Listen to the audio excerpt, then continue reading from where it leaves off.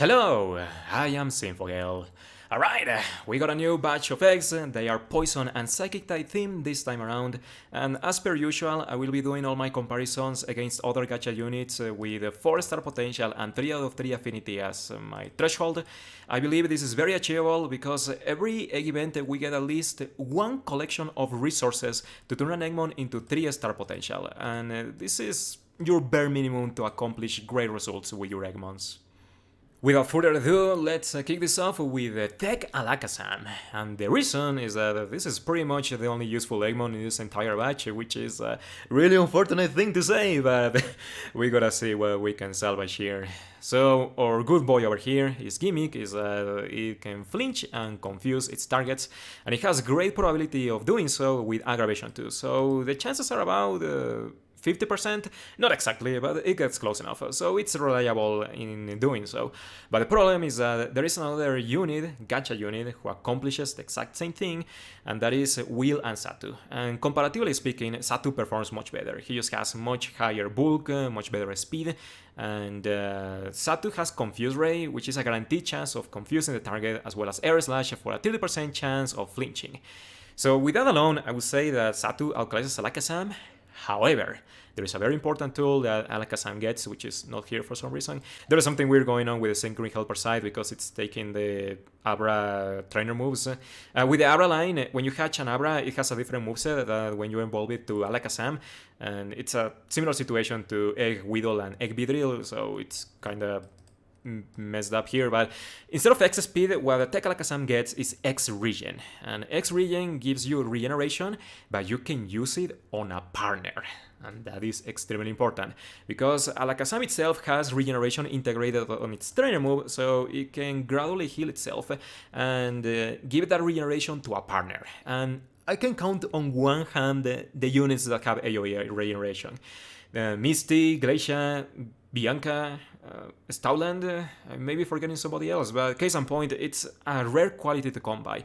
And regeneration is very strong because it adds slow animations to your characters, so that generates more move gauge, and it also gives you a potion more or less. Once the time lapse for regen passes by, it regenerates enough health to make up like about 40% of your max HP or some such. So it's really strong. It makes Alakazam into a techie unit who also has supporting qualities, and it can heal partners, so he can be useful alongside Mimirola, be a good confusion partner, or he can help Altaria activate Harry, things like that, and also give them healing. So it's a good unit, it's not outclassed. That is a gimmick we haven't seen yet in any gacha unit. Up next, we have Striker Alakazam, and this guy is interesting because it's the most self-sufficient Psychic type Striker, because it can boost its critical hit rate with Raise You and special attack. We have the same weird thing happening with Abra Eggs, but it's X special attack, trust me. And off the top of my head, I cannot think of any Psychic type Striker who is this self-sufficient. Like Caitlyn can boost a special attack, but not critical hit rate. Giovanni can boost critical hit rate, but not a special attack. So unless you don't want to count Sabrina as a Psychic type Striker, then Striker Alakazam is the only one who can get both those things going, and it gets multipliers. But when you can have those units, do you really want to invest on this? Because you still have Psychic as your main attacking move, as well as 30% multipliers under ideal circumstances. So I am not sure if you want to invest on this, but it's functional, I suppose. Lastly, we have Support Alakazam, and there is a caveat to all support Eggmons in that they cannot tank with the benchmark I established. This is not functional for a prolonged encounter, so if you want to tank with a support Eggmon, you have to raise them to 5 star potential and give them 20 out of 20 affinity. This is not really optional. But they function more as buffers that give you tools that you will be missing on your teams otherwise. So for support Alakazam, what he does is omni-buffing. There is something weird going on here. Instead of Strike Together, he's supposed to have a Let's Brainstorm. That's +1 special attack and +1 speed to the entire party. And he also gets X attack call, so regardless of the offensive spectrum of your striker, Alakazam can help them out. And he also gets Light Screen.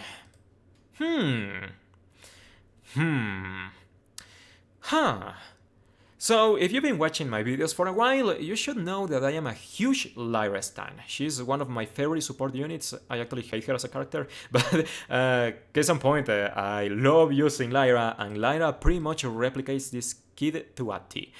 Support Alakazam can flinch things with Zen Headbutt, but Lyra brings you so many more things to the table with her grid. Solar Eyes, she can boost Fire-type strikers, and with Solar Shield, Alakazam's passives are even worthless because under Sun, Lyra is immune to all status conditions, and I really don't see a reason to ever use this over Lyra. If you invest on this, you're gonna get real disappointed once you pull her. For the next batch, we have the Toxic Boys, so let's check out Striker Muk. This guy is interesting in that it's a self-sufficient poison striker with a Slush Bomb, which we have not seen yet. And the closest competition for this would be Lucy, but Lucy cannot buff her offensive presence in the slightest. So as a direct striker, Muk is better than Lucy, but when people like Plumeria and Cog exist, do you really want to invest on this? Either way, Muk is self-sufficient, it can boost its offenses and it can boost its defenses as well as its critical hit rate by 1 stage, so it cannot max its offense by itself, but if you don't mind having perfect critical hit rate, then it can get the job done. And Striker Muk also has techie applications because Slush Bomb and Slush have a 30% chance of poisoning the target, so you can pair this with another poison type striker, maybe Toxic Power Koga or something, but I don't know if you want to invest on this when there are other gacha units whose problems you can fix and get similar results to what Striker Muk can give you. Although the multipliers are nice, a little hard to set up, but comparatively speaking to Lucy, I guess Striker Muk is better. Although that's not saying much, I don't recommend Lucy, she's a terrible unit. Support Muk. This guy suffers from a syndrome amongst Eggmons, which is a tanking Eggmon syndrome. And this is very unfortunate because support Eggmons cannot tank, the stats hold them back severely, and Support Muk's entire gimmick is attempting to tank because it gets tightened up to. That's a 30% chance of boosting its special defense when it gets hit, but with this special defense, it's just not going to happen. But it has unique buffs, I'll give it that. Special defense plus speed and plus special attack is something we have not seen yet, so that can be interesting, but why would you use this when you could be using, I don't know, Misty plus Roxanne or Eevee for the Sync Omni buffing, and right there, Muk gets outclassed. Although it is a support Eggmon with tech applications, Slush, 30% chance of poisoning, and Venoshock, it gets a little stronger once the effect is active. It doubles in power when the target is poisoned, so I guess it can dish out decent damage at a low gauge cost, but do you want to spend the resources on the gimmick? That is a question you have to answer for yourself. Last but not least, we have a Tech Muk, and this guy has a dream, and that dream is inflicting every status element imaginable. Its tech gimmick is inflicting poison and paralysis with Hostile Environment 1, so it gets a 51% chance to inflict these status elements respectively, and that is a unique gimmick. There is no other unit that can inflict 2 status elements at once, as far as I can remember, so that is nice, but is there a point to this gimmick? Because these things conflict with one another. You can only inflict a poison or paralysis, not both of them at once. And there isn't a striker who can capitalize from toxic power or paralysis synergy, so why would you use this when you could be using a more focused tech like James to inflict poison on the entire enemy field? Let's not even talk about Signal Suit Leaf, and Body Slam, you could be using Erika or Kalem to paralyze and also tank at the same time, which Muk would have a hard time doing. So while he gives you roll compression, you can poison or paralyze on one slot. You can get more out of other gacha units who focus on that role specifically, and until we get a gacha who can use both at once, maybe then there is not a big reason to be using Tech Muk. And now for the unfortunate junk, but I believe the Exeggutor Eggs are more useful than the Muk batch, so take that as you will. But our first victim is a Striker Exeggutor, and this guy is a mixed striker.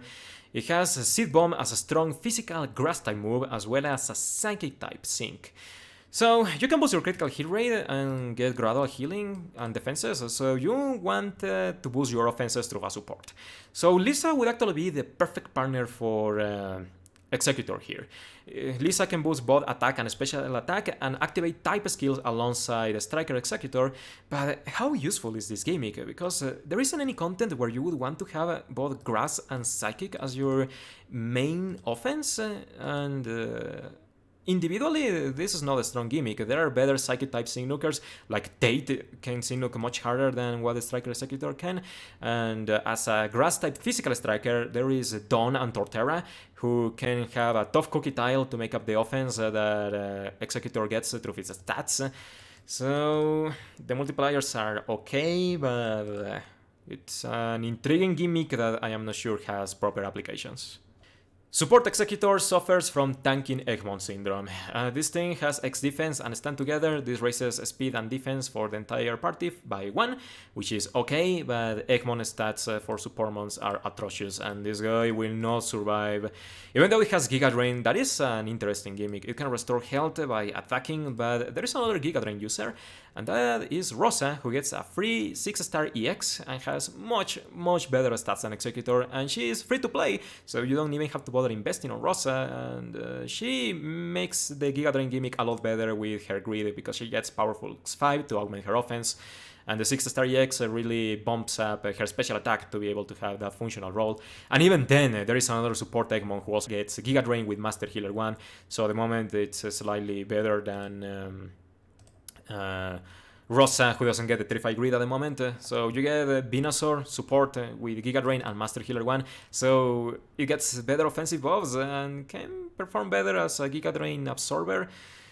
So very unfortunately for support Exeggutor, it's outclassed on both of its applications.